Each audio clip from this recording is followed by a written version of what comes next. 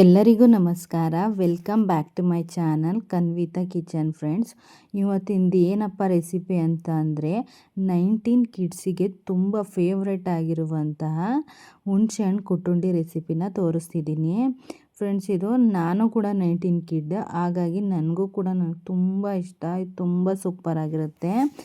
ಈ ಒಂದು ರೆಸಿಪಿಯಲ್ಲಿ ಹುಳಿ, ಖಾರ ಮತ್ತು ಸಿಹಿ 3 ಇನ್ಕ್ಲೂಡಿಂಗ್ ಆಗಿರೋದ್ರಿಂದ ಟೇಸ್ಟ್ ಸಖತ್ತಾಗಿರುತ್ತೆ.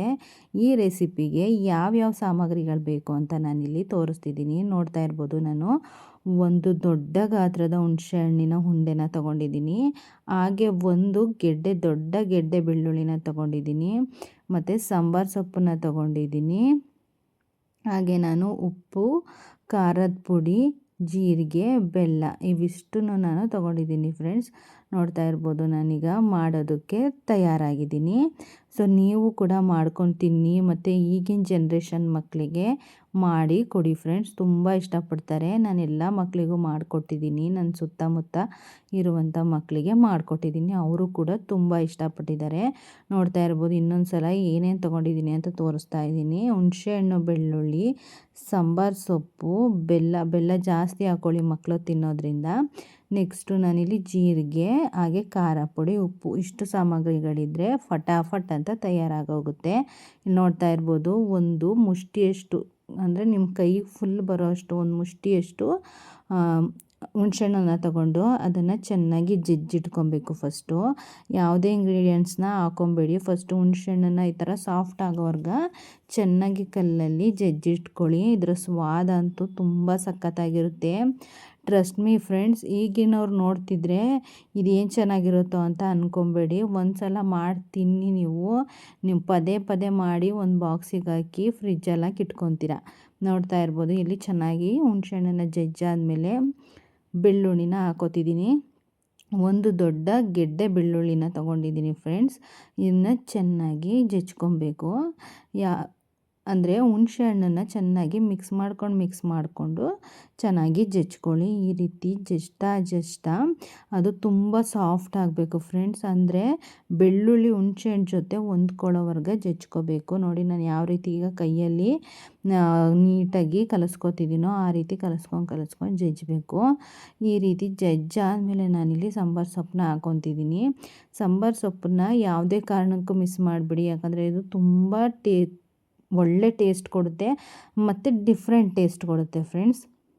ನೋಡ್ತಾ ಇರ್ಬೋದು, ಇದನ್ನು ಚೆನ್ನಾಗಿ ಜಜ್ಜಿಕೊಂಡು ಮತ್ತೆ ಎಲ್ಲನೂ ಒಂದು ಕಡೆ ನಾನು ತಗೊಂಡು ಮತ್ತೆ ಜಜ್ತಾ ಇದ್ದೀನಿ. ಈ ರೀತಿ ಜಜ್ಜೋದ್ರಿಂದ ನಿಮಗೆ ಫುಲ್ಲು ಹುಣಸೆಹಣ್ಣಿಗೆ ಎಲ್ಲ ಮಸಾಲೆ ಕೂಡ ನಿಮಗೆ ಸ್ಪ್ರೆಡ್ ಆಗುತ್ತೆ. ನೋಡ್ತಾ ಇರ್ಬೋದು, ಚೆನ್ನಾಗಿ ಸಾಂಬಾರು ಸೊಪ್ಪನ್ನು ಚೆನ್ನಾಗಿ ಜಜ್ಕೊಳ್ಳಿ. ಈ ಕುಟುಂಡಿನ ನಮಗೆ ಚಿಕ್ಕವರಿದ್ದಾಗ ನಮ್ಮ ಅಜ್ಜಿ ಅವ್ರ ಕೈಯಾರೆ ಗೆಜ್ಜಿ ಮಾಡಿ ತಿನ್ನಿಸೋರು. ಸೊ ನೀವು ಕೂಡ ನಿಮ್ಮ ಮಕ್ಕಳಿಗೆ ಇದರ ರುಚಿನ ತೋರಿಸಿ. ನೆಕ್ಸ್ಟ್ ಇಲ್ಲಿ ನಾನು ಉಪ್ಪನ್ನ ಹಾಕ್ಕೊತಿದ್ದೀನಿ. ಉಪ್ಪನ್ನ ಹಾಕ್ಕೊಂಡು ಟೇಸ್ಟ್ ಅನುಸಾರ ಉಪ್ಪನ್ನ ಹಾಕ್ಕೊಂಡು ಜೀರಿಗೆನ ಹಾಕೋತಿದ್ದೀನಿ. ಉಪ್ಪು ಹಾಕ್ಕೊಂಡಾದ್ಮೇಲೆ ಜೀರಿಗೆ ಮತ್ತು ಖಾರ ಪುಡಿನ ಹಾಕ್ಕೊಂಡು ಚೆನ್ನಾಗಿ ನಾವು ಕುಟ್ಟಬೇಕೀಗ.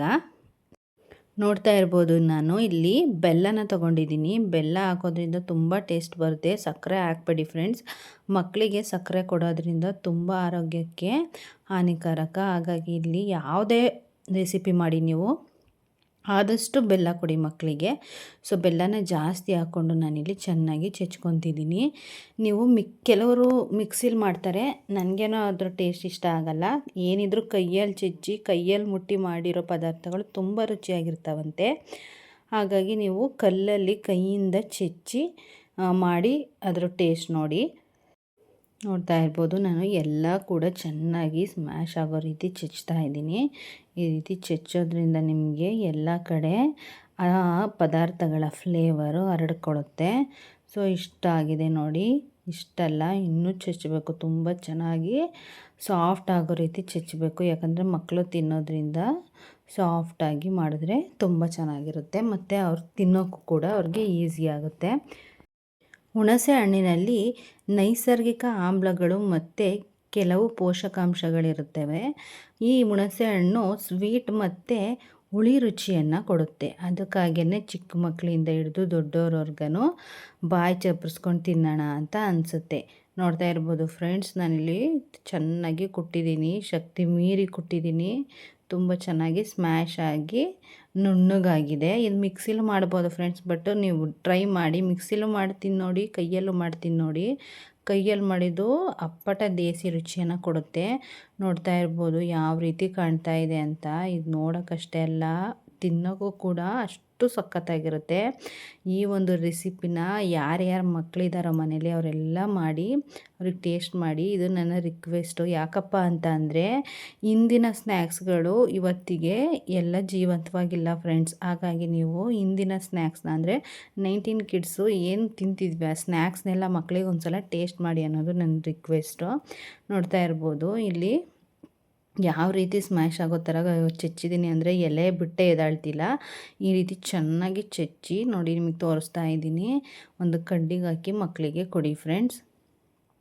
ಈ ರೀತಿ ಇದು ತುಂಬ ದೊಡ್ಡದಾಯಿತು, ಹಾಗಾಗಿ ಮಕ್ಕಳಿಗೆ ಚಿಕ್ಕವಾಗಿ ನಾನು ಉಂಡೆಗಳು ಮಾಡಿ ನಿಮಗೆ ಸ್ಟಿಕ್ ರೀತಿಯಲ್ಲಿ ನಾನು ಮಾಡಿ ಕೊಡ್ತೀನಿ. ಬಟ್ ನಿಮಗೆ ತೋರಿಸ್ತಾ ಇದ್ದೀನಿ ನೋಡಿ ಎಷ್ಟು ಚೆನ್ನಾಗಿ ಕಾಣಿಸ್ತಿದೆ ಅಂದ್ಬಿಟ್ಟು.